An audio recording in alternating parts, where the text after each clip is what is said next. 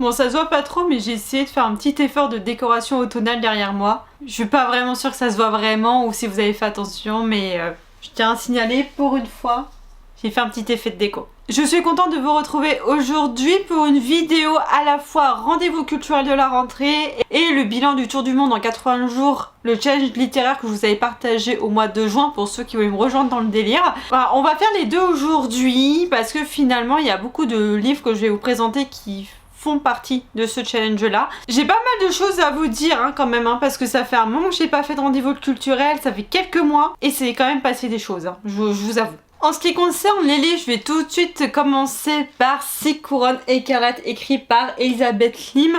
Un livre que je vous ai présenté dans un vlog lecture récemment. Mais voilà, je voulais quand même le recaser dans ce rendez-vous culturel parce que je sais que tout le monde ne regarde pas les vlogs. Donc c'est un livre que j'ai lu plutôt au mois de mai. Donc je vous avoue que là je prends des petites notes parce que j'ai un petit peu oublié. Un tout petit peu et j'ai pas forcément revu mes notes avant de filmer parce que là pour tout vous dire je reviens d'équitation, d'accord, je me suis un peu mise bien pour la caméra mais je reviens d'équitation donc vraiment là on est en impro total. Donc dans ce roman on va vivre Shiori qui est la seule fille unique de l'empereur. En fait elle est promise à un fiancé et elle est censée se rendre justement à cette fameuse cérémonie. Sauf que le problème c'est que son petit oiseau en papier qui s'appelle Kiki va s'échapper et elle son but c'est d'aller rattraper Kiki et donc du coup elle va louper cette fameuse cérémonie de fiançailles. Pourquoi elle met tous les risques de côté pour pas aller à cette cérémonie? C'est tout simplement parce que Kiki étant un oiseau de papier ça veut dire qu'elle a forcément utilisé de la magie. Et magie qui est interdite en fait dans cet univers là et en plus le gars qu'elle était censée épouser vient en plus d'un royaume du nord, un royaume du nord où elle a pas trop envie d'aller. Donc elle sauve son oiseau de papier, elle tombe dans un lac où elle va rencontrer d'ailleurs un dragon qui lui aurait sauvé la vie. Je vous promets, je vous spoil rien, on n'est que sur les premiers chapitres là. Et au final elle va devoir réparer en fait sa faute en brodant en fait une broderie qui sera destinée à la famille du fiancé et tant qu'elle n'aura pas fini cette broderie là elle pourra pas sortir du palais. Pendant qu'elle brode c'est sa belle-mère qui va être aux commandes donc c'est elle qui va lui dire si sa broderie est bien faite, si elle doit recommencer des choses etc.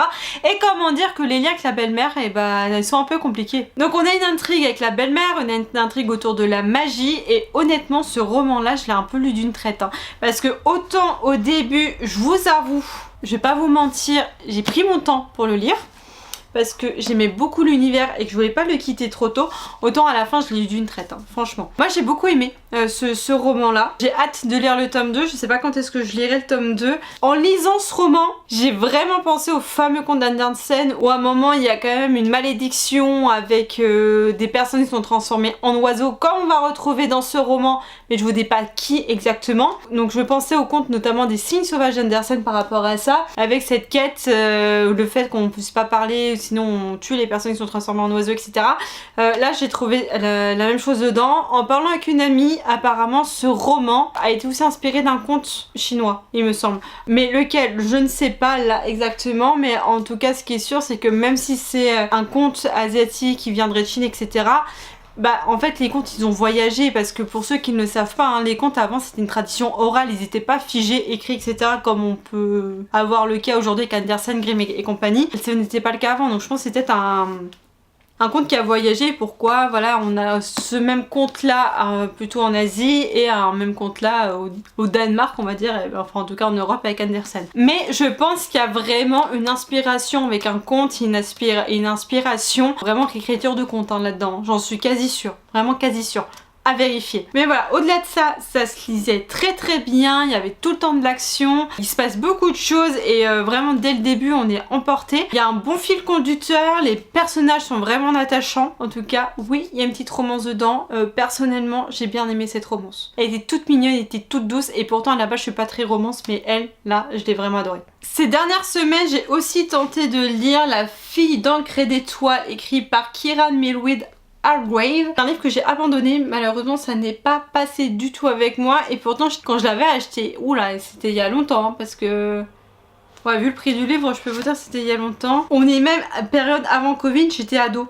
mais je sais plus exactement quand. Donc voilà, je vous le signale là, mais je pense que même pour le retrouver aujourd'hui ça va être compliqué. Donc c'était un livre qui m'avait hypé, je m'attendais vraiment à de la magie, moi je sais pas. Au départ on nous parle de cartographie, enfin moi je suis désolée, quand on voit à l'intérieur j'ai l'impression qu'on parle vraiment de cartographie et tout. Et au final je me suis retrouvée au début avec une résolution d'un meurtre, bon je m'y attendais pas. Et vraiment après dans le style et tout j'avais vraiment du mal à m'accrocher, donc malheureusement celui-là je l'ai abandonné. Je vous le signale là parce que vraiment j'en ai pas lu beaucoup, donc je peux même pas vous dire exactement de quoi ça parle et au final ça va être quoi la conclusion, parce que moi clairement là j'ai pas pu, j'ai vraiment pas pu, c'était très brouillon. On parlait beaucoup de la cartographie de son père avec cette... En fait moi je pensais vraiment qu'on me parlait de la quête, parce qu'en fait je sais même plus comment elle s'appelle hein, pour vous dire la protagoniste. Bref, je pensais que vraiment elle allait réaliser un peu le projet de son père de finir une carte ou je sais pas quoi, puis finalement on se retrouve dans une enquête à résoudre un meurtre et en fait je voyais pas le fil conducteur. Je sais pas, ça me hypait pas et donc du coup je l'ai abandonné et je pense même pas à recommencer en me disant bah peut-être c'était juste pas le bon moment, mais même là je suis même pas sûre de le relire pour lui redonner une chance. Je vous le mentionne très vite parce que j'ai même pas besoin de vous les présenter, mais j'ai eu l'occasion aussi de lire le tome 3 d'Harry Potter, donc le fameux prisonnier d'Azkaban de J.K. Rowling.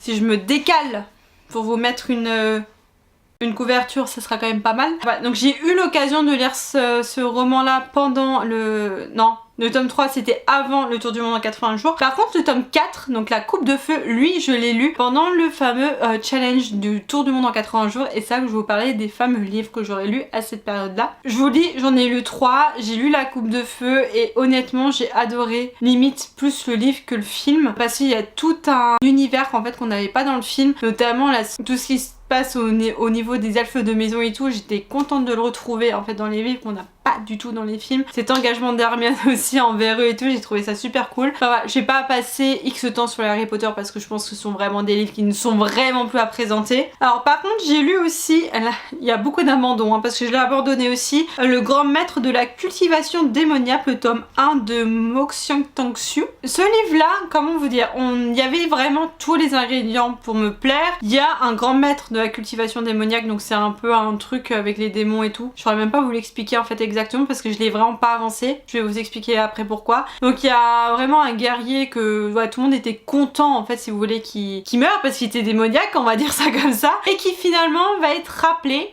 dans un autre corps pour que et celui qui l'a rappelé voulait se venger d'un truc. Et j'ai l'impression qu'ils se sont vengés au deuxième chapitre en fait. J'ai l'impression qu'il y avait eu cette vengeance là et bah après on continuait pour de l'aventure. Enfin moi c'est vraiment le sentiment que j'ai eu. Et pour ceux qui me connaissent, moi honnêtement l'aventure pour de l'aventure ça ne passe pas du tout avec moi. Je n'avais pas de fil conducteur, ce qui fait que j'arrivais pas à accrocher. Donc du coup malheureusement celui-là je l'ai abandonné. Mais pour ceux qui aiment l'aventure, pour ceux qui aiment un peu les trucs un peu décalés, parce qu'il y a quand même un humour un peu décalé dedans, je pense que ça peut très bien le faire. Mais malheureusement avec moi ça ne l'a pas fait, mais c'est juste parce que je n'aime pas l'aventure pour de l'aventure et j'avais l'impression qu'au 3e chapitre on partait là-dedans. Et voilà, donc avec moi ça le fait pas, donc du coup je l'ai abandonné, ce qui me permettait d'enchaîner sur d'autres romans. Et notamment ça m'a permis d'enchaîner sur un livre que j'ai même pas fini. Pour vous dire, je crois que ça fait 1 mois et demi que je suis dessus, qui s'appelle Et vous, comment vivriez-vous de Yoshino Ganzaburo. Donc je pense que c'est plutôt l'inverse de Ganzaburo Yoshino. Je vous montre vite fait la couverture là sans l'élastique du marque-page. Alors c'est un roman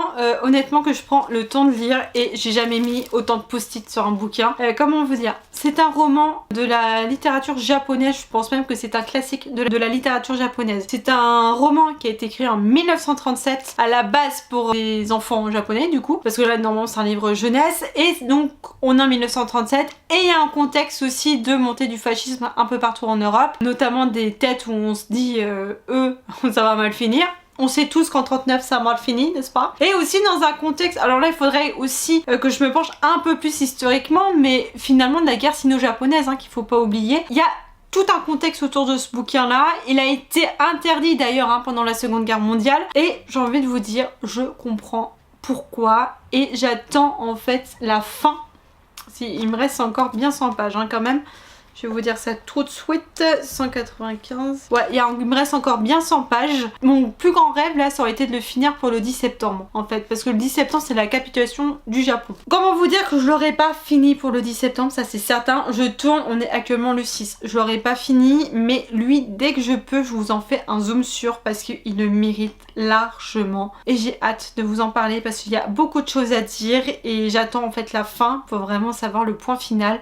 Mais déjà, il y a un chapitre sur l'héroïsme qui, moi, m'a vraiment, mais vraiment marqué. Alors bah, c'était tout en tout cas pour les livres que j'avais à vous présenter. Donc finalement, j'avais 2 livres que j'ai dans 3 livres avant le Tour du Monde en 80 jours et finalement j'en ai lu que 3 pendant le Tour du Monde en 80 jours. Pourquoi? Alors j'ai eu une petite panne de lecture cet été, je vous avoue, avec la fatigue, la chaleur et tout, j'avoue que j'ai eu une panne de lecture. Quand je lisais Et vous, comment vivriez-vous, je vous assure que lui, je voulais vraiment prendre mon temps pour le lire et absorber un peu les paroles. Je pense même que c'est un roman, honnêtement, qui mériterait d'être lu 2 fois. En fait, une première fois pour la découverte, une deuxième fois pour l'approfondir et vraiment s'imprégner de ce roman là. Mais vraiment c'est une super bonne découverte et aussi parce que bah mine de rien j'étais en vacances aussi et que j'ai un peu moins lu pendant les vacances, je dois avouer, mais c'est surtout que j'ai dû un peu réviser mes concours. Donc voilà, ce qui fait qu'il y a eu beaucoup d'éléments pour le fait que j'ai un peu ralenti mes lectures. Mais voilà, là je suis bien repartie en tout cas avec le Pumpkin Auto Challenge. D'ailleurs n'hésitez pas à aller voir ma page si ce n'est toujours pas fait. Mais là je suis bien repartie. Alors pour les autres choses, on va passer un petit peu plus vite, je vous avoue. Je n'ai pas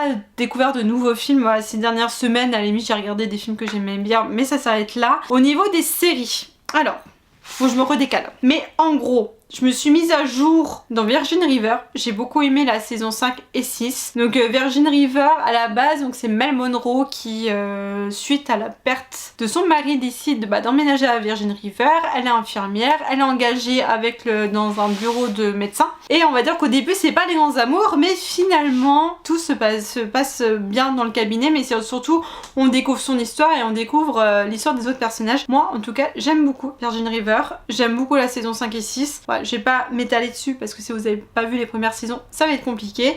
Mais si jamais vous voulez que je l'intègre dans une chronique à un moment de cette série-là, n'hésitez pas. Je vais le faire. J'ai regardé jusqu'à la saison 20 de Grey's Anatomy et je vous avoue que j'ai beaucoup de mal à continuer à partir de la saison 20. Donc voilà, j'ai pas forcé sur la saison 21. En plus la VF du Dr Weber a changé, donc j'arrive plus à accrocher du tout. Parce qu'en fait pour moi Grey's Anatomy c'est plus une série que j'écoute que je regarde en vrai. Je regarde beaucoup les premières saisons, mais après c'était juste pour avoir la suite de l'histoire des personnages, mais j'ai beaucoup de mal à revenir dedans. Puis là je sais pas, il y a eu trop de changements de personnages et tout, voilà, j'y arrive plus, voilà. Donc je pense pas continuer cette série là, je vous l'avoue. Par contre une série que j'ai adoré découvrir, c'est Astérix et Obélix, le combat des chefs. Franchement si vous l'avez toujours pas lu, si vous ne l'avez toujours pas vu, allez regardez moi ça. C'est hyper drôle, c'est enfin du Astérix qu'on aime, vous voyez ce que je veux dire. Bon, il y a beaucoup d'humour de Chabat, mais au moins il y a de l'humour qui réussit. Il y a beaucoup de punchline, beaucoup de références. La petite référence au 49.3, on adore. Et franchement je sais même pas comment ils ont fait pour le traduire parce que c'est un élément clé finalement dans la série. Alors le combat des chefs c'est une adaptation de la BD Le combat des chefs, mais il y a aussi beaucoup d'autres éléments. On a une partie de l'enfance aussi d'Astérix et Obélix, et notamment pourquoi Obélix est tombé dans la potion quand il était petit. Voilà, je vous le dis, on a un aperçu du pourquoi du comment dans cette série là, et honnêtement j'ai adoré. Et j'ai aussi regardé la saison 2 de Mercredi, j'ai vu les parties 1 et 2. C'est aussi pour ça que j'ai mis autant de temps à filmer ça, parce que je voulais au moins finir la deuxième saison. Alors la première partie honnêtement j'ai eu beaucoup de mal à accrocher. La deuxième partie je trouve que j'ai regardé d'une traite, j'ai beaucoup aimé. Ouais, j'ai hâte de voir ce qu'ils vont faire pour la troisième saison, mais j'avoue quand même avoir préféré la première. Je trouvais qu'il y avait un meilleur fil conducteur dans la première saison. Pareil, si vous voulez que je vous en fasse une chronique un peu plus détaillée, vous me le dites, je vous fais ça pour le bilan du Pumpkin Auto Challenge du coup, parce que je l'ai intégré en tout cas dans mon bilan du Pumpkin Auto Challenge. Maintenant dans les expositions, parce que j'ai eu un peu la chance d'en faire. Donc il y a une exposition que je vous le signale là vite fait maintenant. Donc l'exposition au fil de l'or au musée du Quai Branly. Alors, elle n'est plus accessible puisqu'elle se terminait début juillet, mais si vous êtes adepte des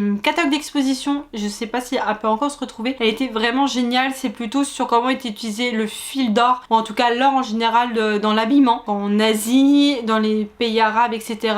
Et honnêtement cette exposition valait vraiment le coup on apprenait plein de choses intéressantes. Donc si jamais vous êtes adepte des magazines Beaux-Arts, Connaissance des Arts, je suis sûre qu'ils ont fait des articles là-dessus. Je ne sais pas quand est-ce que l'exposition Disney 100 à Porte de Versailles se termine, mais j'ai eu l'occasion aussi d'aller voir cette exposition là. Franchement elle était incroyable et honnêtement j'ai eu peur que ça soit du Disney pour du Disney. Ah Nounouche, non non, je joue pas avec la guirlande. Non non, non non bébé, non, je joue pas avec la guirlande s'il te plaît. Je sais pas combien de temps cette guirlande va tenir, mais en tout cas j'espère qu'elle va tenir le plus longtemps possible. Donc je disais, donc cette exposition là, elle était vraiment intéressante et pour le coup, c'était pas du Disney pour Disney. Non, Nounouche. Hé, chou, bouge. Donc je disais que cette exposition là était vraiment intéressante parce que c'était pas du Disney pour le coup. Il y avait une partie sur qui était Walt, comment il en est arrivé là, sur des inspirations dans les contes au début, enfin comment on fait aussi un dessin animé, il y a une partie là-dessus et il y avait aussi des costumes, des live action qui étaient là et franchement elle était géniale. On est resté bien 2 heures dedans hein, je crois, bien 1 heure, 2 heures. Il y a une partie aussi sur la musique, bien évidemment sur sur le pourquoi du comment la musique est importante dans les Disney et il y avait aussi une partie sur les parcs. Et on finissait je crois là-dessus. Mais c'était vraiment consacré, j'ai l'impression, aux années Walt un petit peu, même s'il y avait quand même des autres films quand Walt était mort, mais honnêtement cette expo là j'avais un petit peu peur et elle était quand même très bien construite et on apprenait beaucoup de choses là-dessus. Donc si jamais il n'est pas trop tard pour cette vidéo et que vous avez envie d'aller la voir, franchement allez-y, elle vaut le coup. Et enfin dans les lieux que j'ai découvert, quand moi j'ai fait des choses quand même ces dernières semaines, je suis retournée à Notre-Dame de Paris pour sa réouverture, j'étais au Mémorial de la Shoah à Paris, mais s'il y a un lieu que j'ai découvert et que vraiment je voulais mettre en avant ici dans cette vidéo, si vous êtes dans l'Essonne ou même si vous n'êtes pas de l'Essonne d'ailleurs et que vous avez l'occasion, n'hésitez pas à aller à la verrerie de Soisy-sur-École. En plus ce qui est assez drôle c'est que j'aime beaucoup la verrerie de la Rochère en Haute-Saône, c'est ma famille est à côté donc à chaque fois je vais là-bas et il faut croire que c'est une partie de la famille qui s'est installée là, mais ouais vous pouvez aller les voir, il y a un atelier de verrerie, du coup vous pouvez aller voir les artisans verriers, faire des choses en verre, donc j'y étais plusieurs fois, donc soit des animaux en verre, soit des bouteilles, soit des verres, etc. etc. Il y a une partie boutique que j'ai pas filmée par respect quand même, mais qui est là et il y a des modèles beaucoup contemporains, pas très chers honnêtement pour du verre artisanal, on s'entend, hein, c'est sûr que ça va pas être les mêmes prix qu'Ikea, on est d'accord, ou Action ou que sais-je, mais pour de la Vérida honnêtement je trouvais les prix corrects. Ils font aussi quelques bijoux en verre, ils font des éléments de décoration et aussi ils ont fait un petit parc avec des éléments en verre qui est vraiment plutôt pas mal. C'est une verrerie où honnêtement il y a de très très belles choses et je trouve qu'en plus ils ont pensé un peu à toute une gamme de couleurs. Si vous aimez du bleu, il y a du bleu, il y a du jaune, il y a du violet, il y a du rose, il y a du noir et blanc, il y a des couleurs un peu chaudes d'automne pour le coup, un peu orangé, jaune, marron, etc. Ils font vraiment de très très belles choses et bah, si jamais vous cherchez une verrerie parce que vous aimez le verre et que vous aimez les choses en verre, n'hésitez pas à aller là-bas parce que franchement c'est super sympa. J'ai l'impression que la vidéo a duré 10 plombes, donc moi je vous propose qu'on s'arrête là. En tout cas moi j'espère que cette vidéo vous aura plu et que vous aurez découvert de certaines choses. N'hésitez pas à ce qu'on échange sur certains livres, peut-être films, séries, etc. Moi je vous laisse ici et je vous souhaite de très très belles découvertes culturelles jusqu'à la prochaine vidéo. Tchuss!